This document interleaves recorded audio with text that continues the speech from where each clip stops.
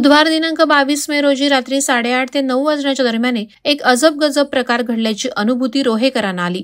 नियम मोडल्यानंतर नागरिकांना वेठीस धरणारे पोलीसच जर कायद्याचं उल्लंघन करत असतील तर सामान्य जनतेनं काय करावं असा प्रश्नच आता रोहेकर जनतेला पडलाय। सागरी कवच अभियान अंतर्गत पोलीस शिपाई शरद कोटकर आणि याकूब तडवी हे दोघे चणेरे ते रोहा परिसरात आपल्या सरकारी दुचाकीवरून पेट्रोलिंग करत होते।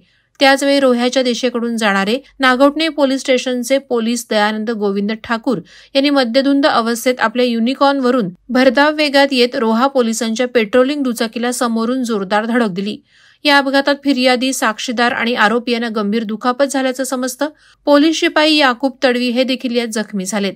ही घटना रोहा पोलीस स्टेशनला समजताच पोलिसांनी घटनास्थळी धाव घेऊन जखमी पोलीस शिपाई शरद कोटकर आणि दयानंद ठाकूर यांना त्वरित रोहा उपजिल्हा रुग्णालयात दाखल केलं, तर जखमी पोलीस शिपाई याकूब तडवी यांना पनवेल येथे पुढील उपचारांसाठी हलवण्यात आलंय।